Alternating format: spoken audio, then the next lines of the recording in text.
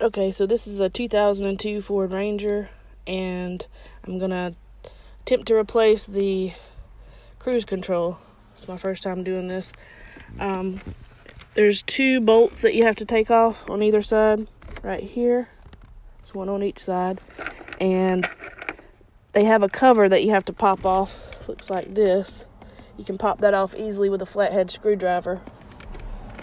And then there's a bolt underneath that looks like this. So, and with these, I just got the new part off of like A1 Auto. Got the new ones for each side. And this, see, as you can see, it broke off. And the screws up there, but this part right here broke off. And so I just got to take this ribbon off, put the new ones in, screw them in. We'll see how it goes.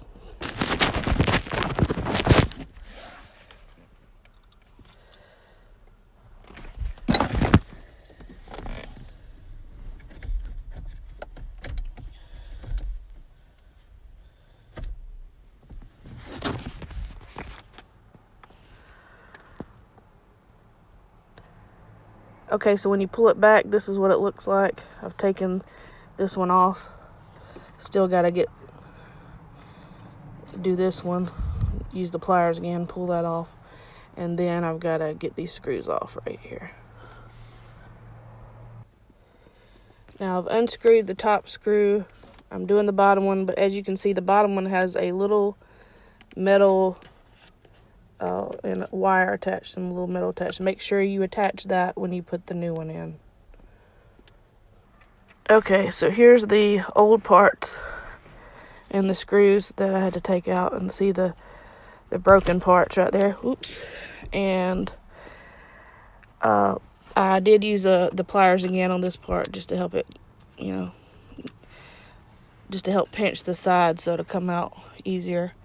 And now you can get the switches that have the ribbons to them also, but I didn't need those. I only needed the switches. So it's a little bit more involved if you do have to replace those, but it's not too hard. I've watched a couple videos on it, but I'll let you see the finished product when I get done.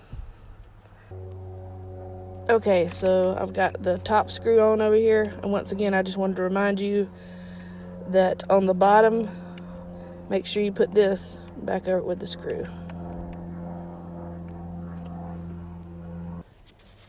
Okay, so I've got the right side new one in. You see I've screwed the top and the bottom, and got the one with the little metal thing attached there. Now I'm just going to put this one on, and you just clip it right in. It's easy to do, and I will show you when it's complete.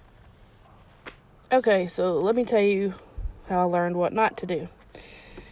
You saw from the last, before I paused the last time, I had these on opposite sides. Well, I did not think to realize my steering wheel's upside down. You know how you park sometimes and your steering wheel's not in the upright position? Well, and they wouldn't fit right.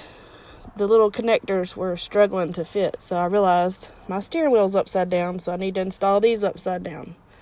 So don't be like me, and make sure your steering wheel's in the right position before you do it. It'll reduce the confusion. It can be done. It's not like any harder. It's just harder when you do it as if the steering wheel was in the right position. So anyway, just wanted to share that with you.